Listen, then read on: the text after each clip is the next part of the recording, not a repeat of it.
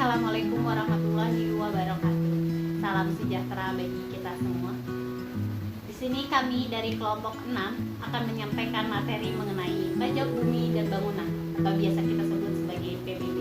Sebelum kami membahas mengenai materi, izinkan kami mengucapkan terima kasih kepada Bapak Yulian Bayu Ganar, Sarjana Teknik Magister Manajemen, selaku dosen pengampu. Di mana dengan adanya tugas ini, kami para mahasiswa maupun mahasiswi saling berinteraksi satu sama lain sehingga kami dapat lebih mudah memahami materi yang sedang kami pelajari. Baik, selanjutnya di sini saya akan memperkenalkan anggota kelompok 6, di mana dengan saya sendiri Laras Nur Amanah selaku moderator. Kemudian untuk rekan-rekan saya ada Rizka Puspadianti selaku pembaca pertama, Arijal Abdurrahman Sayuti selaku pembaca kedua, dan Tiara Indah Permatasari selaku pembaca ketiga. Baik, langsung saja masuk pada materinya. Pajak bumi dan bangunan. Apa itu pajak bumi dan bangunan?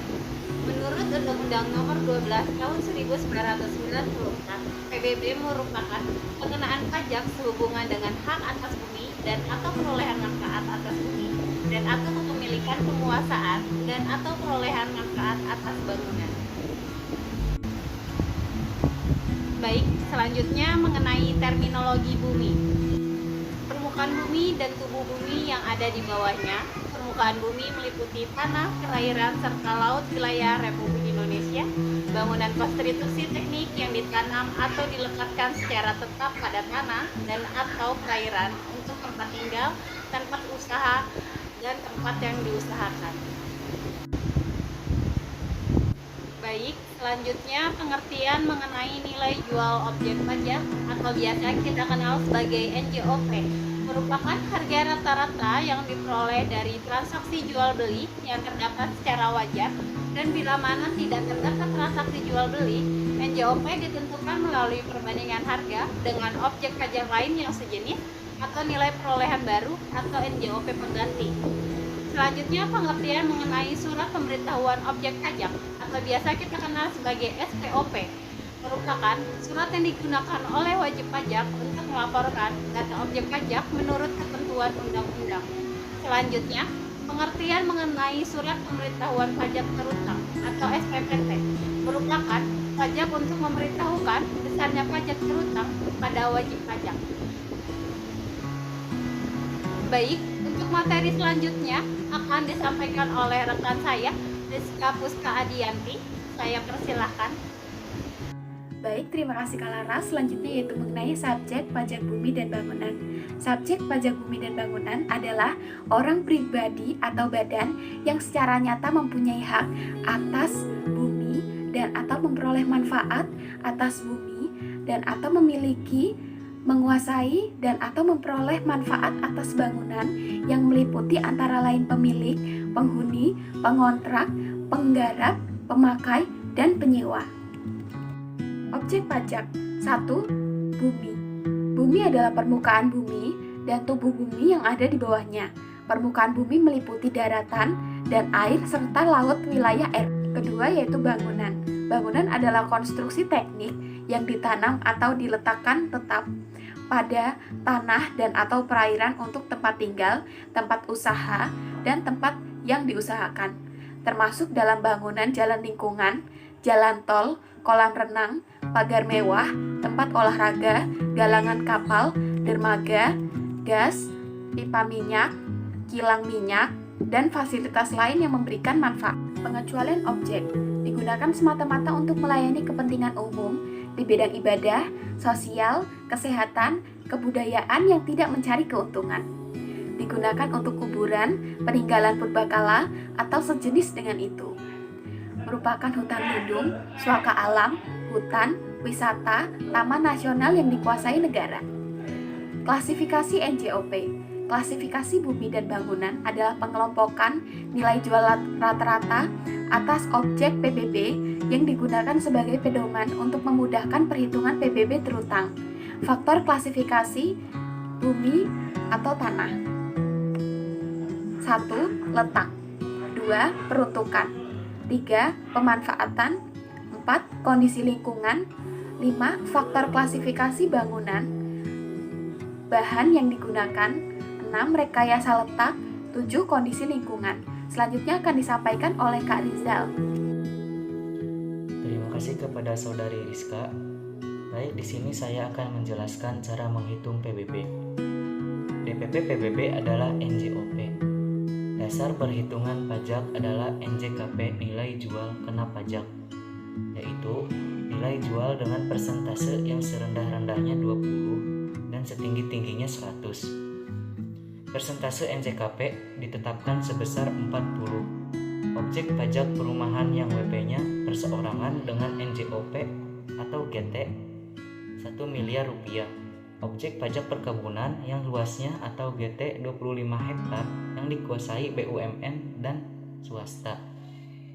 Objek pajak kehutanan termasuk areal blok tebangan dalam kegiatan pemegang NHPH, hak pemungut hasil, dan pemegang izin pemanfaatan kayu sebesar 20 untuk objek pajak lainnya. Baik, selanjutnya tarif pajak 0,5 dari NJKP. NJOPTKP, NJOP tidak kena pajak. Berdasarkan keputusan Menteri Keuangan nomor 201 KMK 04/2000, NJOPTKP adalah 12 juta rupiah untuk setiap WP. Apabila seorang WP punya objek pajak, maka yang diberikan NJOPTKP hanya salah satu objek pajak yang nilainya terbesar, sedangkan objek pajak lainnya dihitung secara penuh. Lalu di sini dijelaskan tahun pajak PBB. Dalam perhitungan PBB berdasarkan tahun takwim, sehingga keadaan objek pada 1 Januari bersangkutan yang akan menjadi dasar penentuan pajak yang terutang. Jika terjadi perubahan selama tahun berjalan, tidak akan mempengaruhi besarnya pajak yang terutang untuk tahun yang bersangkutan. Selanjutnya, ada rumus juga PBB. PBB tarif pajak kali NJKP. PBB 0,5 kali 20. NJOP kali NJOPTKP, atau juga PBB 0,5 dikali 40, NJOP kali NJOPTKP. Dan di sini juga dijelaskan administrasi PBB. SPOP surat pemberitahuan objek pajak diisi oleh WP tentang objek pajak dan harus dikembalikan selambat-lambatnya 30 hari setelah tanggal diterimanya SPOP. WP menerima SPOP jika objek pajak belum terdaftar atau data belum lengkap. Objek pajak telah terdaftar tapi data belum lengkap, NJOP berubah objek pajak dimutasikan. Dan selanjutnya dijelaskan surat pemberitahuan pajak terutang. Diterbitkan berdasarkan laporan objek pajak dari subjek pajak pada SPOP. Pajak terutang menurut SPPT harus dilunasi selambat-lambatnya 6 bulan sejak tanggal diterimanya SPPT oleh WP. Keterlambatan pembayaran akan dikenakan denda 2 per bulan untuk jangka waktu paling lama 24 bulan. SKPKB, surat ketetapan pajak kurang bayar.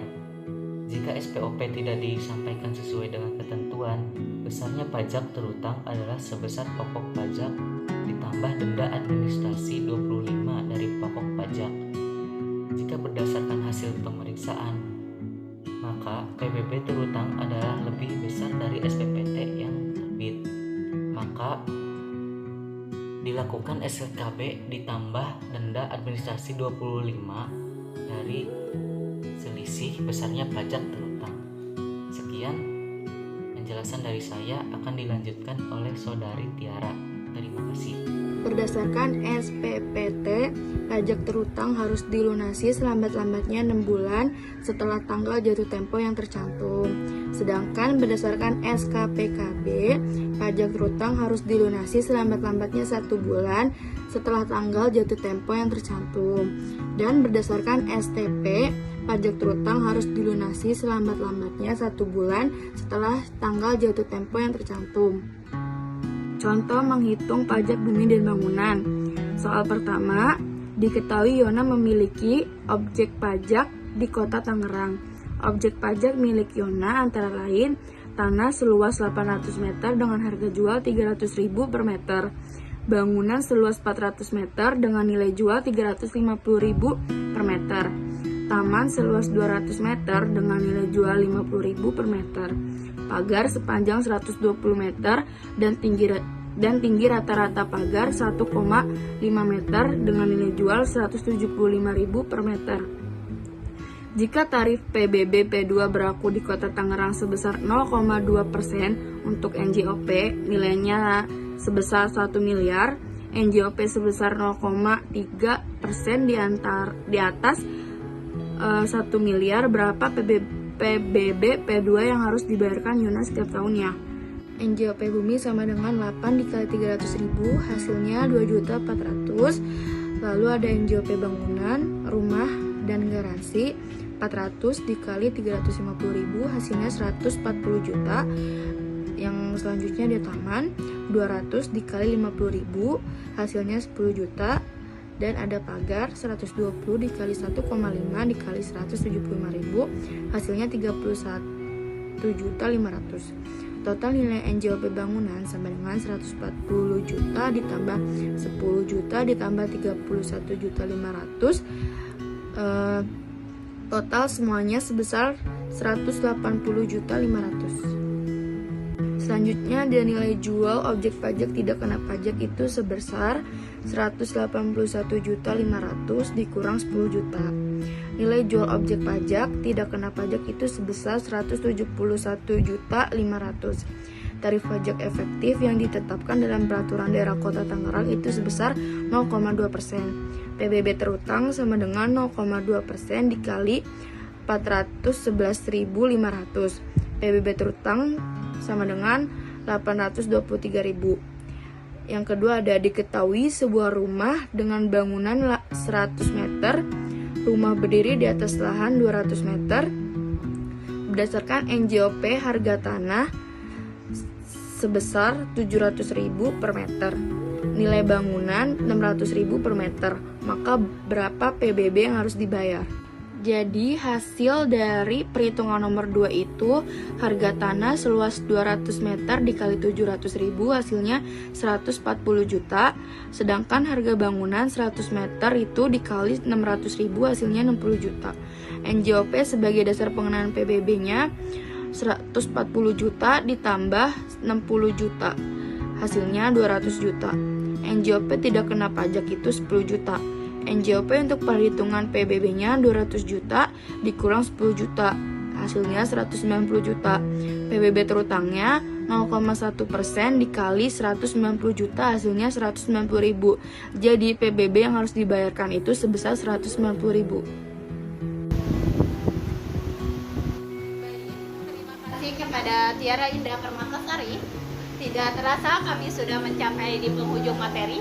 Di sini saya akan menyampaikan kesimpulan mengenai pajak bumi dan bangunan.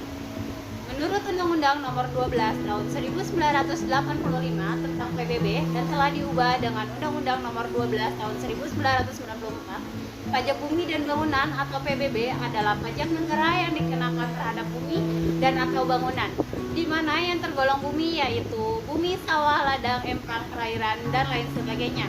Sedangkan yang tergolong bangunan yaitu berupa tanah atau bangunan yang dilekatkan secara tetap di atas bumi di mana dapat dirasakan manfaatnya. Yang menjadi objek dari PBB ini yaitu bumi dan bangunan itu sendiri seperti yang termuat di atas. Namun, tidak semua yang ada di bumi ini menjadi objek dari pengenaan PBB. Di antaranya, segala sesuatu yang menyangkut kepentingan bersama seperti dalam bidang ibadah, sosial, pemakaman yang digunakan secara bersama, tempat peninggalan purbakala atau museum, tanah atau bangunan yang digunakan diplomatik negara, tanah atau bangunan yang digunakan untuk hutan lindung, hutan suaka alam, serta tanah atau bangunan yang digunakan oleh organisasi internasional yang dibawa kekuasaan Menteri Keuangan. Demikian yang dapat kami sampaikan mengenai materi pajak bumi dan bangunan. Semoga apa yang kami sampaikan dapat bermanfaat. Sebelumnya kami juga mengucapkan terima kasih atas antusiasnya untuk mendengarkan materi yang kami sampaikan. Kurang lebihnya mohon maaf. Wassalamualaikum warahmatullahi wabarakatuh.